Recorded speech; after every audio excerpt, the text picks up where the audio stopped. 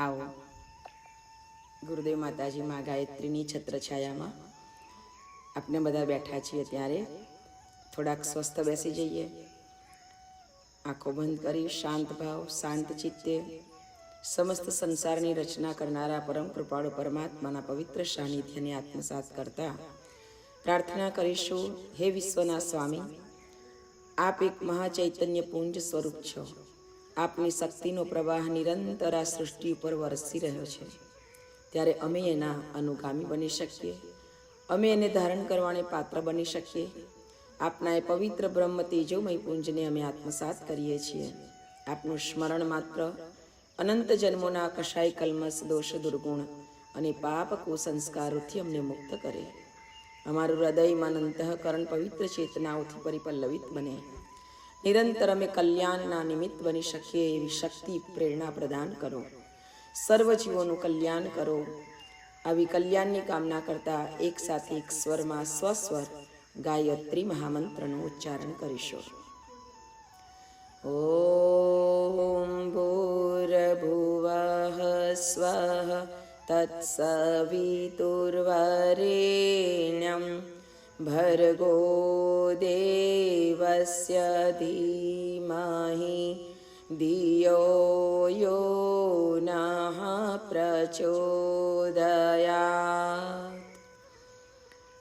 अज्ञानतिमिरान्धस्य ज्ञानाञ्जनशलाकया चक्षुरुन्मीलितं येन तस्मै श्रीगुरवे नमः। या देवी सर्वभूतेषु प्रज्ञारूपेण संस्थिता नमस्तस्यै नमस्तस्यै नमस्तस्यै नमो नमः।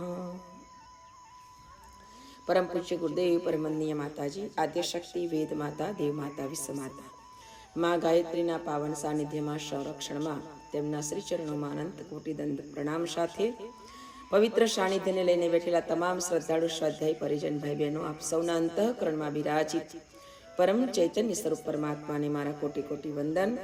આપ સૌને જય ગુરુદેવ। આવો આ દૈવી કાર્યમાં આપણે જોડાયા છે। સત્સંગનો તો બહુ જ અદ્ભુત અને અનેરો મહિમા છે। बिनु सत्संग विवेक न होई, बिन हरि कृपा सत्संग नहीं सोई। बिनु सत्संग विवेक न होय, सत्संग विना विवेक न जागे। पण सत्संग क्यारे मळे तो के बिना हरि कृपा भगवाननी कृपा वगर सत्संग न मळे। आपणा उपर भगवाननी खरेखर कृपा कहेवाय कि आपणने समये समये सत्संग मळी रह्यो छे। सत्संग तो जो के बधाने मळतो ज रहे छे, हवे तो बहु सुलभ थई गयुं। કેટલી બધી ભગવાનની કૃપા કહેવાય કે ઘરે બેઠા બેઠા આપણે કેટલી બધી રીતે સત્સંગ કરી શકીએ છીએ। પણ છતાંય આવી રીતે સમય કાઢીને પરફેક્ટ સમયે જ લાઈવ જોડાઈને બેસવું એ પણ આપણા માટે બહુ મહત્વની વાત છે, સદભાગ્યની વાત છે। તો આવનારો સમય આવતીકાલે આપણો ગુરુ પૂર્ણિમાનો દિવસ છે। ગુરુજીના દિવ્ય અનુદાનો વરદાનો ચારે બાજુ વરસશે, પરંતુ એ વરસતા અનુદાનોને આપણે ગ્રહણ કરી શકીએ। હવે શિષ્યએ પોતાની પાત્રતાને વિકસિત કરવાની છે। શિષ્ય જ્યારે પોતાની પાત્રતા વિકસિત કરે છે ત્યારે ગુરુનો અનુગ્રહ વરસતો રહે છે અને એ શિષ્યનું પાત્ર છલકાઈ જાય છે। પણ હવે એ વિચારવાનું છે કે અનુગ્રહ તો વરસશે, પણ હવે આપણે આપણું પાત્ર કેવું બનાવવું છે। આપણે એક વાડકી જેવા લઈને બેસવું છે, વાડકી જેવું પાત્ર બનાવવું છે કે પછી મોટા કટોરા જેવું પાત્ર બનાવવું છે કે પછી મોટા તગારા જેવું પાત્ર બનાવવું છે, આપણા ઉપર નિર્ભર છે કે એની કેટલી બધી જે વરસતી લીલા ચેતના છે એને આપણે અંતઃકરણમાં ધારણ કરી શકીએ। તો પાત્ર ઉપર બહુ મોટો આધાર છે અને સમય ઉપર મોટો આધાર છે। ઘણા સમયને એ તો બધું આવે અને જાય, એમાં હું હવે તો સમય વીતી જાય પછી આપણને આ સમય પાછો મળતો નથી। આપણી જિંદગીનો જ સમય જો પૂરો જે થઈ ગયો એ આપણને હવે પાછો થોડો મળવાનો, એ ગયો એમ આ સમય જે છે ને બહુ જ મહત્વનો સમય છે। ને એમાં પણ અત્યારે જે 2026 સુધીનો જે સમય છે એ અદ્ભુત અને અનેરો સમય છે। પરમ પૂજ્ય ગુરુદેવે 1988 થી 2000ની સાલ સુધીનો જે સમય 12 વર્ષનો ગાળો હતો, 89-90 અને 2000ની સાલ, આ 12 વર્ષનો જે ગાળો હતો ને 12 વર્ષમાં પરમ પૂજ્ય ગુરુદેવે તો 1990ની અંદર પોતાનું મહાપ્રયાણ કર્યું, પરંતુ એના પહેલા એમને કીધું હતું કે આ 12 વર્ષ બહુ મહત્વના છે અને એમાં બધા તમે મહાપુરુષ ચરણમાં જોડાઈ જજો. તો મહાપુરુષ ચરણની અંદર જોડાવાનું કારણ એટલું જ બતાવ્યું હતું કે અને તમે બધાને જોડતા જજો. તો એમને એટલું જ બતાવ્યું હતું કે સવારે 5 થી 5:30 સમયની અંદર ઉઠીને સૂર્યોદયનું ધ્યાન કરતા કરતા તમે ગાયત્રી મંત્ર કરજો અને એ મહામંત્ર કર્યા પછી ભગવાનને અર્ઘ્ય આપીને અર્પણ કરી દેજો કે આ વિશ્વવ્યાપી જે સંકટો છે એમાંથી પરમાત્મા તમે સૌનું રક્ષણ કરજો. એના માટે 12 વર્ષનો એ અનુષ્ઠાન, એની પૂર્ણાહુતિ 2000ની સાલમાં હતી. અને ત્યાર પછી જે સાધના બતાવી હતી કે સૌને સદબુદ્ધિ, સૌનું ઉજ્જવળ ભવિષ્ય, એ વિચારને તમે પ્રવાહિત કરો, એને છોડો એમ. અને એને લઈને પાછા 11 વર્ષની સાધના આદરણીય શ્રદ્ધેય ડૉક્ટર સાહેબ અને આદરણીય જીજી દ્વારા આપવામાં આવી હતી. 2011 શતાબ્દીની અંદર તેની પૂર્ણાહુતિ કરવામાં આવી. અને હવે આપણે 2000ની સાલ 2026ની સાલમાં પરમવંદનીય માતાજીની શતાબ્દી સાથે અખંડ દીપકની શતાબ્દી આપણે મનાવવા જઈ રહ્યા છીએ. ત્યારે એ અખંડ જ્યોતિની અંદર પરમ પૂજ્ય ગુરુદેવે દેહ વિલય કરતા પહેલા 15 દિવસ આગળથી પોતાની ચેતનાનો અંશ અખંડ જ્યોતિની અંદર સ્થાપિત કરવાનો શરૂ કરી દીધો હતો. એટલે અખંડ જ્યોતિનું સ્વરૂપ ગુરુદેવનું સ્વયં સ્વરૂપ કહેવાયું છે, ચેતનાનું સ્વરૂપ કહેવાયું છે.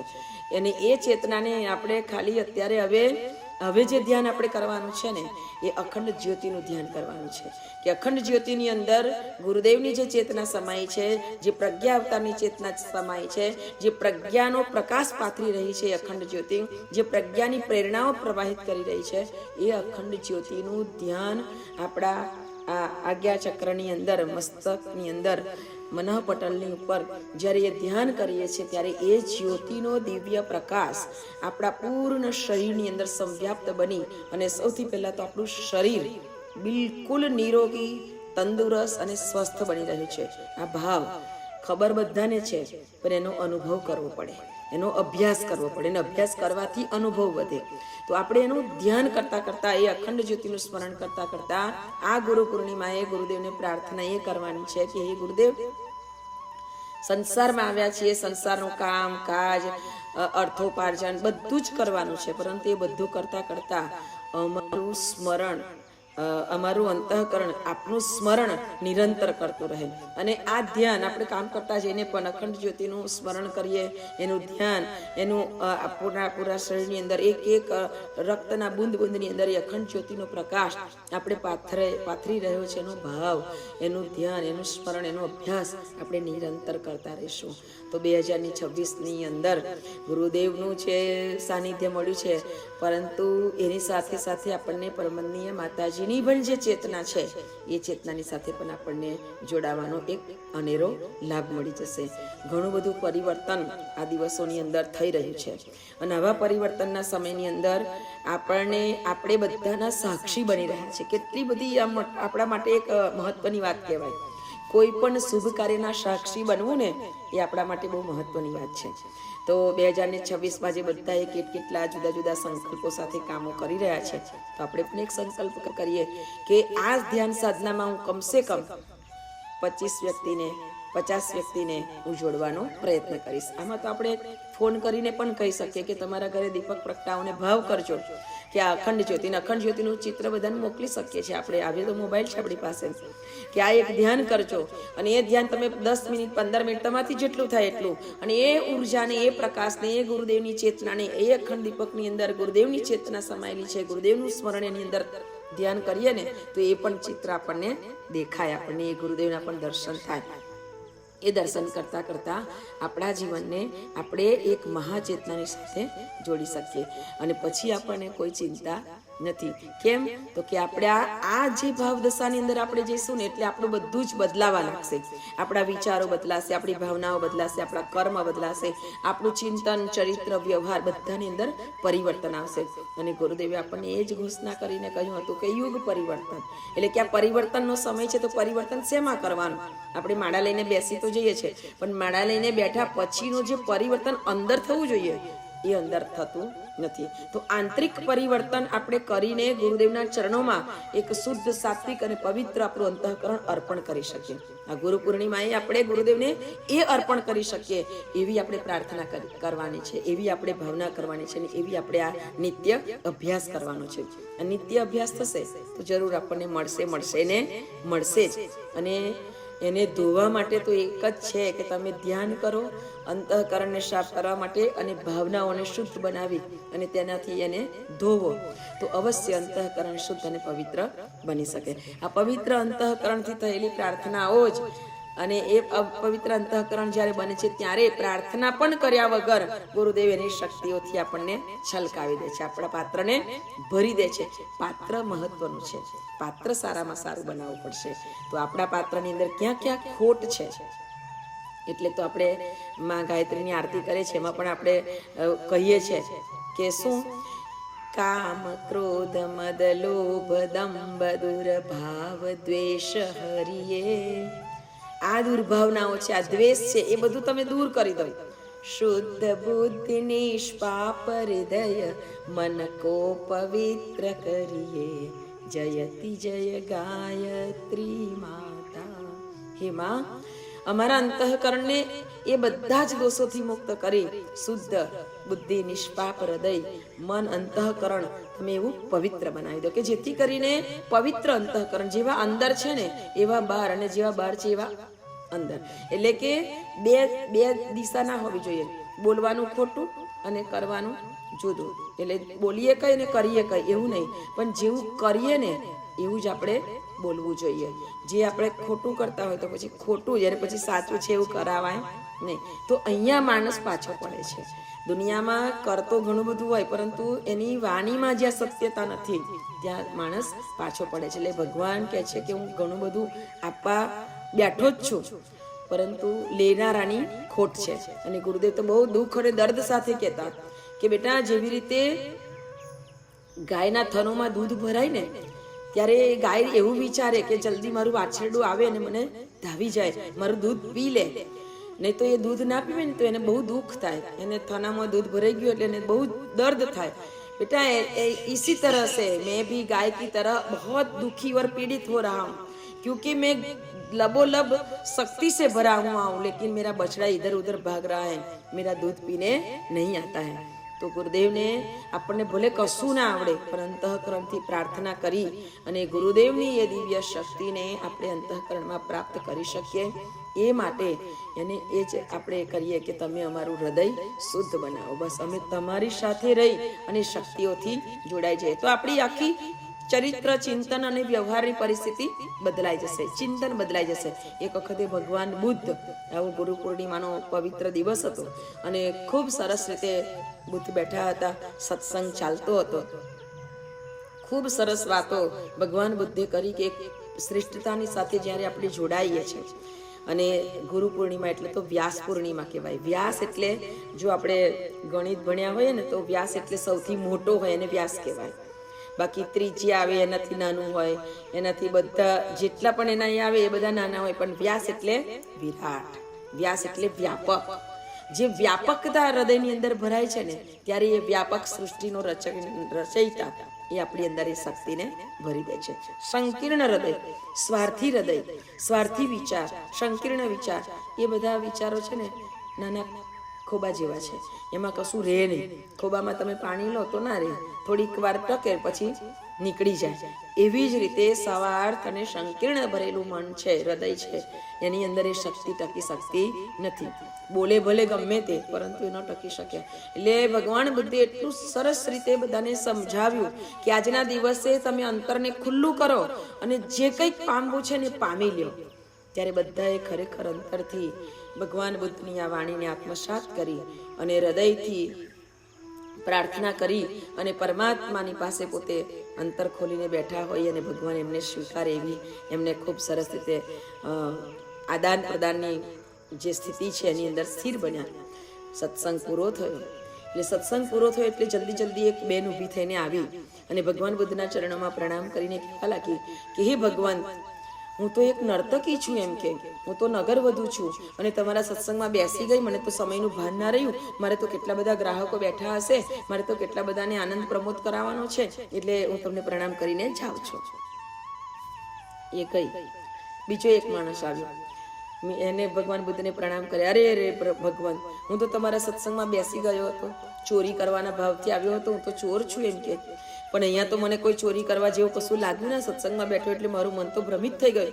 મારે તો ચોરી કરવાની હવે અડધી રાત થઈ ગઈ છે, મારે તો જલ્દી જવું પડશે, નહીં તો એમ કે સવાર થઈ જાય તો મારું કામ ના થાય. એટલે એ પણ ભાગ્યો. એક વૃદ્ધ વડીલ આવ્યા, ભગવાન બુદ્ધના ચરણોમાં પ્રણામ કરીને કહે છે કે હે ભગવાન, આજે તમે સત્સંગ એવો કર્યો કે આજે મને જાણે એમ થવા લાગ્યું કે આટલી જિંદગી ગઈ પરંતુ મને નિર્વાણ પદને પામવા માટેની ઈચ્છા જાગૃત ન થઈ.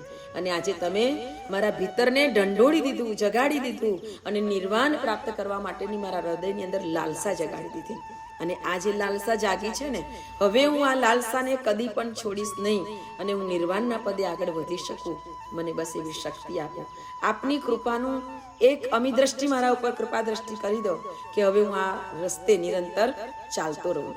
ત્યારે ભગવાન બુદ્ધ મંદ મંદ હસ્યા અને એ વૃદ્ધ વડીલ ઉપર એક સ્મિત કરી અને એક દ્રષ્ટિ કરી. અને આ દ્રષ્ટિ કરતાની સાથે જ એના હૃદયની અંદર એક એવી ચહલ પહલ મચવા લાગી કે હવે એને સંસારની પ્રત્યે ક્યારેય એમ કે કોઈ એવો ભાવ મમતાનો કે મોહ માયાનો ન જાગે એવું એને અનુભવ થવા લાગ્યો. બધાય ધીરે ધીરે બધાય જતા રહ્યા. એટલે ભગવાન બુદ્ધની પાસે બેઠેલો જે આનંદ હતો, ભગવાન બુદ્ધનો અંતેવાસી જે શિષ્ય હતો ને આનંદ, એ આનંદે પૂછ્યું કે ભગવાન, સત્સંગ એક સરખો કર્યો, બધા જ આટલા બધા બેઠા હતા, છતાં આવું બધું અલગ અલગ કેમ? બધાને એક સ્થિતિ કેમ નહીં? ત્યારે ભગવાન બુદ્ધે કહ્યું કે જો આનંદ, તે જોયું ને એમ કે દરેક અહીંયા બેઠા તો હતા, સત્સંગ બધાએ સાંભળ્યો હતો, પરંતુ બધાની મનસ્થિતિ જે અંતઃકરણ છે, અંતઃચેતના છે, એ બધાની અંતઃચેતનાનું સ્તર જે છે ને એ સરખા લેવલનું હોતું નથી. જેની અંતઃકરણની ચેતનાનું સ્તર ઉપર ઉઠી જાય છે, ભાવ દશા તરફ વધી જાય છે, એ જ નિર્વાણ પદની પ્રાપ્તિ માટે અંદરથી આ વિચાર કરી શકે છે, એને એવો ભાવ જાગૃત થઈ શકે છે. બાકી તો આ સંસારી જીવો સાંભળે ઘણું બધું, પરંતુ કરે કેવું? અંદર જે ચાલતું હોય ને એ જ કરવા માટે એનું મન પ્રેરિત થતું રહે. માટે સત્સંગમાં બેસો ને ત્યારે પોતાની જાતને પૂર્ણ રીતે સમર્પણ કરીને બેસો. અને ગુરુ પૂર્ણિમાના દિવસે તો જ્યારે આપણે ગુરુના સત્સંગને, ગુરુના વિચારને, ગુરુની વાતોને જ્યારે આપણે વાગોડીએ, કારણ કે ગુરુ એટલે કોણ? તો કે આ સૃષ્ટિના રચયિતા પરમાત્માને જ્યારે આ સૃષ્ટિ ઉપર આવીને સતત સર્વ જીવોનું કલ્યાણ કરવાનું મન થાય ને ત્યારે એ ગુરુના રૂપે અવતાર રૂપે પ્રગટ થાય છે. અને ગુરુના રૂપે અવતાર લઈને પ્રગટ થાય છે ત્યારે કરોડો કરોડો જીવોને તારવા માટેની ઉત્તમમાં ઉત્તમ વાતો બતાવીને જાય. પરંતુ એ વાતોને એ જ જીવ ગ્રહણ કરી શકે છે કે જે જીવ આ સંસારની મોહ માયામાંથી પર થવા માંગે છે, ઈચ્છે છે, એ જીવ એમાંથી બચી શકે છે. બાકી કોઈ જીવ બચવા તૈયાર થતો નથી. અને છેવટે એની અંદર જ ડૂબકા ખાતો ખાતો ખાતો ખાતો વિલય થઈ જાય છે, એટલે કે મૃત્યુના શરણમાં જાય છે. તો મૃત્યુના શરણમાં જવાના બદલે, મરણના શરણમાં જવાના બદલે આપણે અમરતાના શરણમાં જવું જોઈએ. એટલે કહેવામાં આવે છે કે અસતોમાં સદગમય, તમસોમાં જ્યોતિર્ગમય અને મૃત્યુર્માં અમૃતમ ગમય. આ દશા સૌની બને. અને ગુરુદેવ, ગુરુની ચેતના જ્યારે સૌના અંતઃકરણમાં સ્ફુટિત થાય છે ને ત્યારે અંતર જે સ્વીકાર માંગતું હોય ને એને મળી જાય છે. પરમ પૂજ્ય ગુરુદેવનો એક સરસ પ્રસંગ કહેવામાં આવ્યો કે જ્યારે ગુરુદેવના પાસે, એ ગયા વખતે મેં કીધું કે નહીં ખબર નહીં, પણ મને અત્યારે યાદ આવ્યું એટલે કહું છું કે ગુરુદેવની સાથે જે બધા લોકો રહેતા હતા તેમાં એક ભાઈ જે સ્વયંસેવક તરીકે આવ્યા અને ગુરુદેવને કહે છે કે ગુરુજી, મને એમ કે તમારી સેવામાં રાખો. તો ગુરુદેવ કીધું કે ભલે, અહીંયા જે કાંઈ કામ થતું હોય એમાં તું સેવા કરજે. તો કે સારું. એ તો સેવામાં લાગવાનું માટે આવ્યો હતો એટલે સેવામાં તો લાગવાનો જ હતો. પણ ગુરુદેવે એને જોઈને કીધું કે બેટા, उत्तर दिशा की ओर मत जाना, उत्तर दिशा में तुझे नहीं जाना है. तो એને કીધું કે કઈ વાંધો નહીં ગુરુદેવ, હું ઉત્તર દિશામાં નહીં જાઉં. એટલે એ તો પછી ભૂલી ગયો, સમય વીતી ગયો અને એનું ધીરે ધીરે ગ્રુપ બન્યું. એટલે બધા ગ્રુપમાં બધા ભેગા થતા. તો એક દિવસ બધાએ કીધું કે ચાલો એમ કે આ બાજુ નીલકંઠ છે ને ત્યાં દર્શન કરવા જઈએ. નીલકંઠનું બહુ એ બાજુ અંદર ક્યાંક ઋષિકેશ બાજુ જતા આવતું હશે સ્થાન. અમે તો કશે ગયા જ નથી, કારણ કે શાંતિ કુંજ એટલે ત્યાં જ મારો નીલકંઠ, ત્યાં જ મારો સર્વેશ્વર, ત્યાં મારું બધું જ ભગવાન કહો, પરમાત્મા કહો, ગુરુદેવ કહો, એ બધું જ ગુરુદેવની અંદર સમાયેલું છે. એટલે ગુરુદેવની એક કૃપા છે કે ક્યારે ઈચ્છા જ ના થાય કે અહીંયા જઈને દર્શન કરી લો કે પેલે જઈને દર્શન કરી લો. કેમ? તો કે મહાસત્તા જ જ્યારે અંતરમાં બિરાજમાન હોય તો કોઈ જગ્યાએ જવાની ઈચ્છા થાય નહીં. એટલે આ તો એક આપણી મનસ્થિતિ મારી છે. પણ એને બધા ગ્રુપ થઈને તો બધા ગ્રુપ વાળાએ નક્કી કર્યું કે આપણે નીલકંઠ જઈએ. એટલે એને પણ કીધું કે ચાલ ને યાર, એમ કે આપણે જઈએ. તો કે ના, એને યાદ આવ્યું કે મને ગુરુજીએ ના પાડી છે. એટલે કે ના, એમ કે હું નથી આવતો, ગુરુજીએ મને ના કીધું છે ઉત્તર દિશામાં નહીં જવાનું. તો કે તો તે વખતે કશું હશે એટલે કીધું હશે. હવે અત્યારે તો 2-4 વર્ષ થઈ ગયા, ચાલ ને પૂછી લે ને ગુરુજીને. એટલે ગુરુજીને પૂછવા ગયો કે બધાએ ફોર્સ કર્યો એટલે કે ગુરુજી આ બધા નીલકંઠ જાય છે તો હું જાઉં. એટલે गुरुजी गुस्से थी गया. मैंने तुझे ना बोला है ना कि उत्तर की दिशा, उत्तर की ओर नहीं जाना है, क्यों जाने क्या जिद करता है, नहीं जाना है चल जा अपना काम कर. तो एक वखत डांट पड़ी गई એટલે નીચે ઉતરી ગયો ફટાફટ.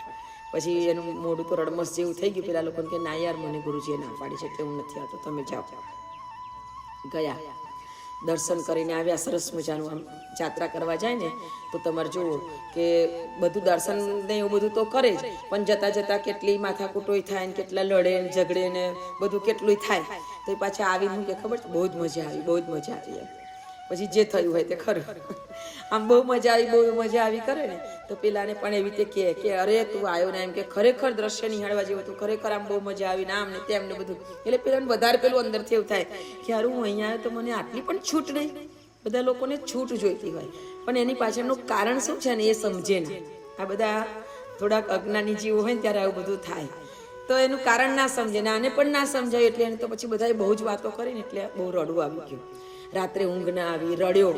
અને રડવાને કારણે સવારે થોડો મોડો ઉઠ્યો. પછી આંખો પણ સૂજી ગઈ અને મોઢું પણ ખબર પડી જાય કે આ રડેલું છે. પછી સવાર થઈ એટલે બધા ચરણ સ્પર્શના લાઈનમાં જાય. ગુરુદેવને ખબર પડે કોણ કોણ નથી આવ્યું. તે વખતે તો બહુ ઓછા લોકો હતા એટલે જવું તો પડે જ. એટલે ગયો છેલ્લે છેલ્લે ગુરુદેવના ચરણોમાં વંદન કર્યા. ક્યું इतना निराश क्यों है, इतना हताश क्यों है, क्यों रात भर रोया था, क्या सोच रहा था इनके. तो कि नहीं नहीं गुरुजी कुछ नहीं, किसी ने कुछ बोला क्या, कुछ नहीं गुरुजी कुछ नहीं, नहीं कुछ तो है, आंखें भी सूजी हुई हैं, तो कुछ नहीं गुरुजी कुछ नहीं. આ તો ગુરુજી હતા, આ કોઈ સામાન્ય વ્યક્તિ થોડો હતો કે ચાલ ભાઈ હશે કશું થયું હશે. એટલે ગુરુજી કે યહાં क्या है तेरी समस्या है इनके, क्या नीलकंठ नहीं जा पाया इसलिए हम के तुझे नीलकंठ जाना है, इनके नीलकंठ जाना है, नीलकंठ जाने के लिए तू इतना रो रहा था और इतना घबरा रहा था, इनके पूरी रात भर सोया नहीं है, इनके क्यों रो रो कर आंखें सुझा दी, इनके तुझे नीलकंठ का दर्शन करना, ये दरवाजा बंद कर दे इनके. અને वो દરવાજો બંધ કરાવી દીધો અને એને કીધું કે તેની આંખ બંધ કરી દે. અને આંખ બંધ કરી દીધી અને ગુરુદેવ સ્વયં નીલકંઠ સ્વરૂપે એને દર્શન આપે છે કે હવે આંखें खोल दे, तुझे नीलकंठ का दर्शन करा देता हूँ, यहाँ नीलकंठ है क्यों वहाँ भटकने के लिए जाना चाहता है इनके. અને એને જે નીલકંઠના દર્શન કરાવ્યા અને એ એટલો બધો ભાવાતીત બની ગયો કે કેટલાય સમય સુધી એ દર્શનની સ્થિતિને, પછી તો ગુરુદેવ એને એક દર્શન કરાવીને પોતે એ થઈ ગયા, પણ એ એની સ્થિતિની અંદર એટલો બધો ભાવાવેશની અંદર મસ્ત બની ગયો કે એ દશાની અંદરથી કેટલા સમય પછી એમાંથી બહાર નીકળી શક્યો. અને જ્યારે નીકળે છે ત્યારે ગુરુજી તો એમના સાહિત્યની અંદર લખવાની અંદર પડેલા હતા. ગુરુજીના ચરણ પકડી લીધા. गुरुजी ने कहे कि गुरुजी अब मैं आपसे कुछ नहीं मांगूंगा, अब मैं आपसे कुछ नहीं मांगूंगा, आप जो भी कहेंगे वही करूंगा. એટલે તો ગુરુ ગીતાની અંદર કહેવામાં આવ્યું છે કે કાશી ક્ષેત્ર તન્નિવાસો જાહ્નવી ચરણોદકમ ગુરુ વિશ્વેશ્વર સાક્ષાત તારકમ બ્રહ્મ નિશ્ચિતમ. ગુરુ સાક્ષાત વિશ્વેશ્વર છે. ગુરુ તો સ્વયં આદિ ગુરુ બ્રહ્મ ચૈતન્ય મહાશક્તિ, એ અલગ ચૈતન્ય મહાપુંજ છે.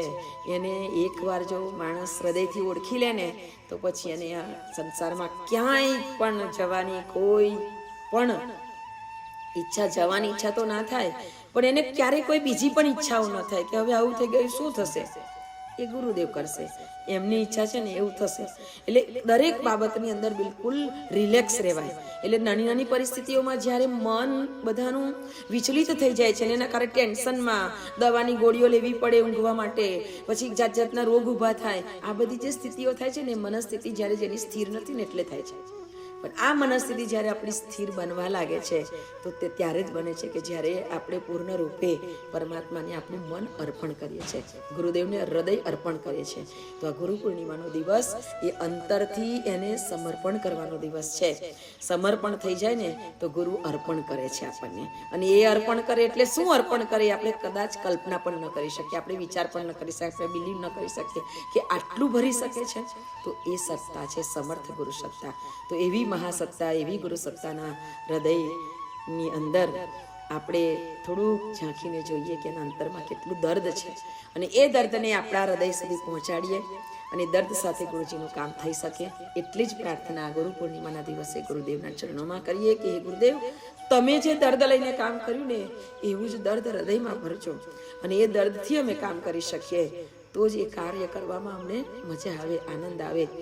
એવો જ આનંદ મારા વાલા સૌ પરિજનોને મળતો રહે. ગુરુદેવ સૌ પરિજનોના બાળકોની અંદર પણ એ ચેતના ભરે અને આવું દૈવી કાર્ય સંપન્ન કરવાની શક્તિ આપે, એમને પ્રેરણા આપે, એમને જાગૃત કરે. એવી આ ગુરુ પૂર્ણિમાના દિવસે ગુરુદેવના ચરણોમાં પ્રાર્થના કરીએ. સૌ પરિજનો ખૂબ ખુશ રહે, પ્રસન્ન રહે, ગુરુની ચેતનાથી સુરક્ષિત રહે, આવનારી વિકટ પરિસ્થિતિઓમાં ગુરુજીના સાનિધ્યને પ્રાપ્ત કરે અને શાંતિપૂર્વક પ્રસન્નતાથી જીવન પસાર કરે. એવી હૃદયની અંતઃકરણની મંગલ પ્રાર્થના સાથે સૌને જય ગુરુદેવ.